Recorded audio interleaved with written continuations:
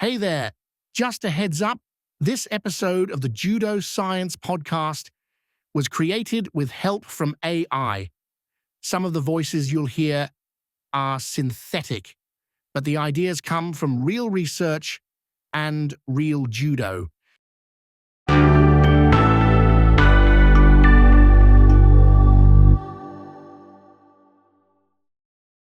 Welcome back to the deep dive. Today, we're stepping onto the judo mat, metaphorically speaking. We're grabbing our sources. Yeah, we are. And we're going to really try and unpack the physiological blueprint behind elite judo performance. Exactly. It's fascinating because judo isn't just grappling. It demands this really unique mix. You need strength, obviously skill, but also this incredible, almost punishing endurance. Right. So our mission today, looking at these reviews on fitness, heart adaptations, training, it's basically to figure out how a top judoka's body, especially their cardiovascular system, gets optimized for, well, the fight. And it is a fight. The demands are pretty severe, aren't they? If you haven't seen high-level judo, you might think it's slow, maybe tactical. It's really not. Oh, not at all. It's super intermittent, high-intensity bursts, then just moments of recovery, very short moments sometimes. So what does that look like physiologically, like the effort versus rest? The standard model puts the effort to recovery ratio at about 2-to-1. So think maybe 30 seconds of really intense action gripping, throwing attempts, defending, followed by maybe just 10 seconds of pause. 10 seconds isn't much time to recover. Not at all. And during that 30 seconds of work, heart rate's easily hitting 80, maybe 95% of maximum. It can even spike near 100% during a really maximal effort, like a big throw. Wow. Yeah. So that constant start-stop high-intensity cycle. Yeah. It puts a massive strain on the cardiovascular system. Okay, that sounds absolutely brutal. So let's talk about the engine needed for that. The capacity, it seems obvious judo needs both kinds of power, right? Yeah. Anaerobic, anaerobic. Absolutely essential. Dual capacity is the name of the game. You need that anaerobic system firing for the quick explosive stuff, the throws. That's maybe the unsung hero here. It's what lets you recover between those bursts. It dictates whether you can maintain that intensity for the whole match. So if you can't recover aerobically, you're done after the first minute. Pretty much. Your power drops off significantly. And what's interesting is that elite judokas, they actually have really high maximal oxygen consumption, their VO2 max. How high are we talking? Often between 50 and 60 milliliters per kilogram per minute, which is quite high. Okay, 50 to 60. Just for context, VO2 max is basically how well your body uses oxygen, right? That's the one. And 50, 60 puts them up there with like basketball players, maybe soccer players? Yeah, similar levels to high-level team sport athletes. It seems counterintuitive maybe for a 5-minute fight that seems so anaerobic. Right. Why need the endurance of a footballer if it's all bursts? It comes back to that recovery. The better your aerobic engine, the faster you clear out the metabolic byproducts of those anaerobic bursts. Your heart rate comes down quicker. Okay. And this ties into metabolic tolerance too. These athletes produce a lot of lactate because they're pushing so hard anaerobically. But the research shows they clear it faster after exercise than less trained people. So they handle that acidic feeling better. They handle it better and they recover from it faster, which is crucial for doing it again and again and again. And I guess this ability to reset links directly to heart rate recovery, HRR. Faster drop means better fitness. Exactly. We see that in the data. Well-trained judokas show a much quicker drop in heart rate right after intense effort. It's like their nervous system is more efficient at hitting the brakes. The parasympathetic system kicking in. Precisely. Enhanced vagal control. It helps them restore balance quickly, which isn't just important in the match, but also for handling the overall training stress day after day. Prevents fatigue buildup. Okay, so that's the engine's capacity. Let's look at the engine itself, the heart. What actually happens to the heart muscle after years of this kind of training? The morphology. Well, you see what you'd expect from demanding sports, which is physiological hypertrophy of the left ventricle, the LV. Which is a good thing, right? The heart gets stronger. Yes, it's an adaptation. A thicker, stronger LV increases the stroke volume, how much blood it pumps per beat. This makes the whole oxygen delivery system way more efficient. And the actual mass of the heart muscle, the LVM, how does it compare? It's significant. The sources mention values around 120 to 140 grams per square meter. That's comparable to athletes in what we think of as pure endurance sports, like rowers or cyclists. Really? As much as a cyclist? Yeah, but here's where it gets interesting. Reflecting that dual nature of judo again. While they have that endurance-like stroke volume efficiency, They also show increased thickness in the interventricular septum. That's the wall between the heart's chambers. And that's more like a strength athlete. Typically, yes. Increased wall thickness is often linked to sports involving heavy static force, like lifting.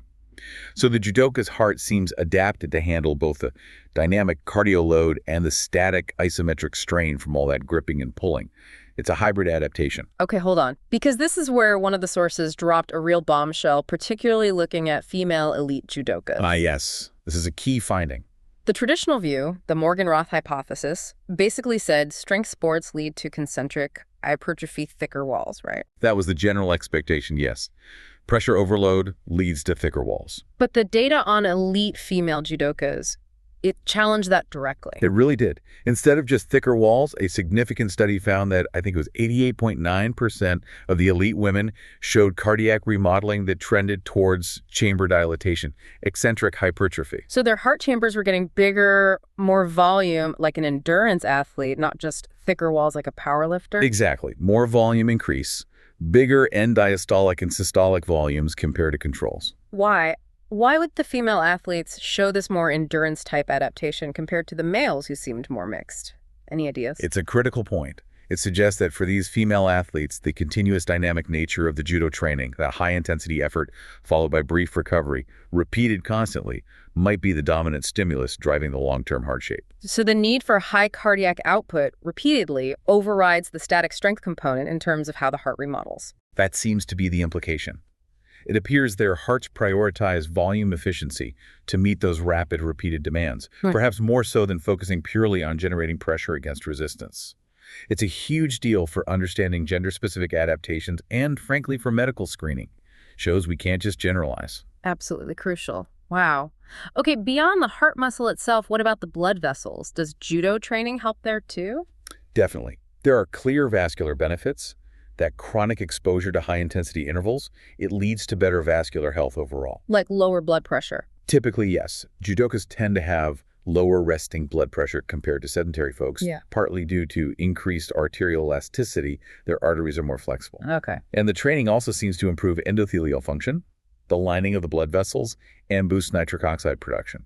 That helps blood vessels relax and improves blood flow. So yeah, major long-term pluses for cardiovascular health. Okay, let's shift gears a bit.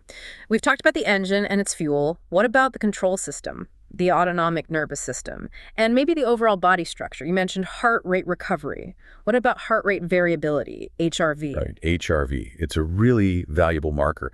And elite judokas consistently show significantly higher HRV values when they're at rest. Which means more variability is good, right? Generally, yes.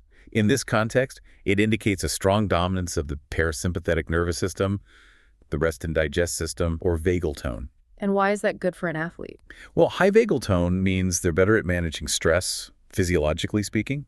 Their system is better able to adapt to really demanding training loads without getting overwhelmed. It acts like a buffer against, tipping into overtraining. Makes sense. Okay, body type. What's the typical structural blueprint look like? The sources mentioned specifics, right? They did. High-level judokas generally maintain pretty low body fat, think around 10 to 11.4%. And they have large circumferences in key areas. Flexed arm, thorax, thigh circumference, these tend to be quite large. And these big measurements, they directly link to strength. Oh, strongly. The data showed some really high correlations, like chest circumference and bench press 1 rep max.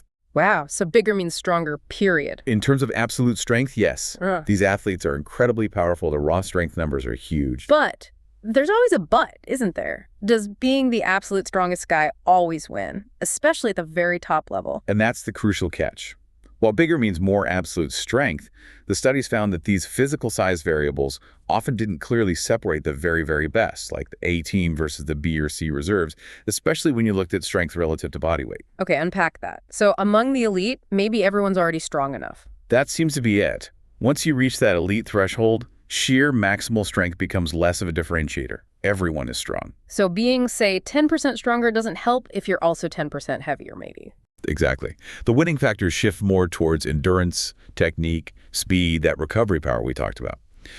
What does matter, negatively, is body fat. Yeah, the data is clear. A higher percentage of body fat has a strong negative correlation with performance in things that involve moving your own body mass, like VO2 max and performance on the special judo fitness test. So carrying extra non-functional weight is a definite disadvantage. A huge one. It just kills your efficiency. Gotcha. Okay, knowing this blueprint, let's get practical in our last section here. Training and health monitoring. If you're building a judoka, what are the absolute must-have specialized training components? Two things jump out immediately from the sources: grip strength and neck training. Grip strength seems obvious. Control the guy, control the fight. Absolutely non-negotiable. It dictates everything. So training has to include specific stuff. Farmers walks are great, high-rep wrist curls, and, critically, doing pull-ups using a judogi jacket or a thick towel wrapped around the bar. To mimic the feel. Exactly. A standard bar doesn't replicate holding on to a resisting opponent's guy. And the neck training, that's more about injury prevention or prehabilitation. Vital prehab, yes. Yeah. The neck needs to be incredibly robust. There's a real risk of serious cervical injury, especially if an athlete instinctively posts their head on the mat to avoid being thrown for ebb on it. Ouch. Yeah. So training needs balanced exercises, neck flexion, extension, lateral flexion, to build resilience all around. Okay. And for conditioning, how do coaches actually replicate that brutal 2-to-1 work-rest ratio we talked about earlier? They use specific protocols, things like circuit weight training or CWT, and judo-specific interval training, JSIT. How does circuit weight training mimic a judo match? Coaches can manipulate the intensity by changing the exercise order within the circuit, depending on the time of year. Yeah. So maybe early season, they alternate upper and lower body exercises, gives a bit of localized recovery. But later, closer to competition, they might group all the lower body exercises together, then all the upper body. This drastically increases the metabolic demand. Less rest for those muscle groups really pushes lactate accumulation, much like in a match. Right, forcing the body to adapt to that specific stress. Precisely. Okay, finally, we have to touch on a serious health issue in weight category sports: rapid weight loss, RWL. Yeah, this is a major concern. Coaches have a real ethical responsibility here. The practice of cutting weight quickly, often through severe dehydration and calorie restriction right before weigh-ins. It puts temporary but significant stress on the body. Especially the heart. Definitely the cardiovascular system. The sources highlight that RWL can slash plasma volume, sometimes by up to 10%. Wow, that's a lot of fluid. It is. Yeah. And it makes the blood thicker, increases resting heart rate because the heart has to work harder to circulate less volume. It's dangerous. So the takeaway is safe, gradual weight management is crucial. Absolutely essential. Evidence-based programs planned throughout the season, not last-minute drastic measures. It's vital to mitigate these risks, which can be really serious. Okay, so let's try to synthesize this. What's the ultimate takeaway? What is the elite judoka's physiological blueprint? I think what we've seen is this profile of an athlete who is optimized in almost contradictory ways. You've got the heart efficiency and rapid recovery markers similar to a top endurance runner, combined with the isometric strengths, the power production, more akin to a strength athlete like a weightlifter. A unique hybrid. A truly unique hybrid. Yeah. And this whole complex system is governed by a really finely tuned autonomic nervous system built for that rapid recovery and adaptation. It just underscores why generic training doesn't cut it. Needs to be personalized. Absolutely. Yeah. Personalized plans using tools like HRV monitoring, careful periodization. It's key for performance, but also just crucial for protecting the athlete from overtraining and potential long-term health issues.